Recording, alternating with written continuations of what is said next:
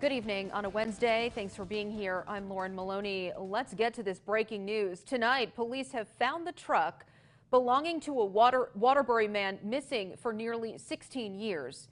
ABC 22's Josh Morrill is on the scene in Duxbury right now with more information on this cold case. So, Josh, what was the scene like earlier today?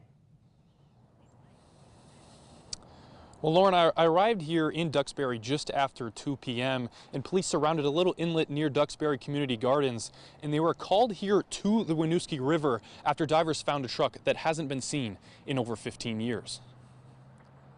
16 years after Donald Messier's disappearance, a major break in the case, as divers found a red Ford F-150 at the bottom of the Winooski River believed to be the same truck Messier was driving the day he disappeared. You know, if there are remains in there, great, and if not, then we'll keep on searching.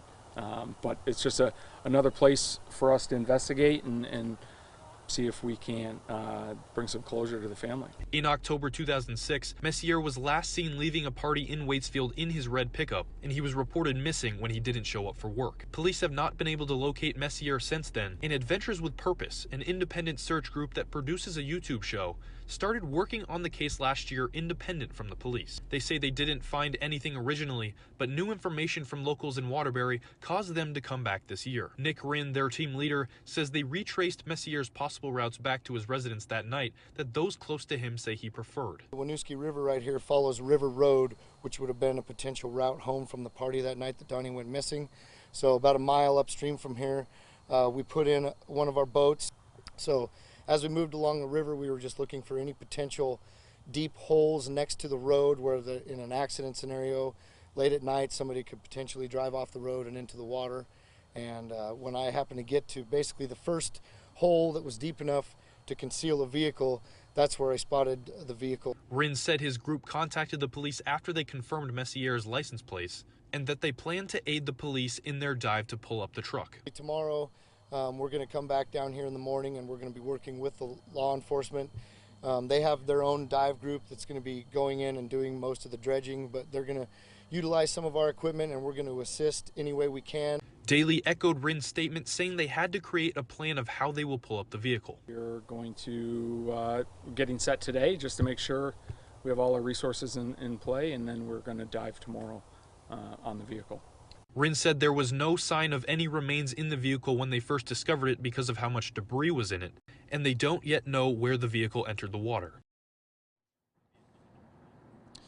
And the recovery dive will happen tomorrow at 9 a.m. and will likely last well into the day. And I also spoke to a member of the Messier family, and they said that they were unaware of this independent search until yesterday, and that they are distraught by the findings, but hope to have closure in the coming days. Live in Duxbury, Josh Morrill, ABC 22 News. Josh, Messier's story was the focus of a Mystery in the Mountains segment that aired nearly a year ago right here on ABC 22. Now, at the time, we talked to his sister, Amy Currier. She said his disappearance in 2006 was, quote, not his nature and extremely out of character. Currier also said her brother liked to drive around the region as an escape, and she traveled those same roads in hopes to find him. In an interview, Detective Trooper Isaac Merriam told us there was nothing abnormal about the party he went to based on witness statements.